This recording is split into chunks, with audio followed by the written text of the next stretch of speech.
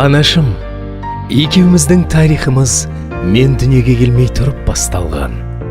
Жарығым, жалғызым, құлыншағым деген сөздермен мені еркелетіп өсірдің.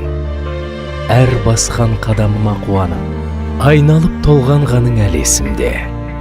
Қателессем, шыдамдықпен қарадың, мен үшін еш уақытта да аянбадың. Менің тілеуімді тілеп, қанша таңды ұйқысыз атырдың екен анашым. Әлемнің барлық тілінде тілек айтсам да, аздық етеді анашым.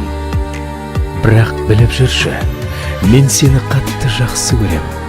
Бар арманым, сенің аман болғаның.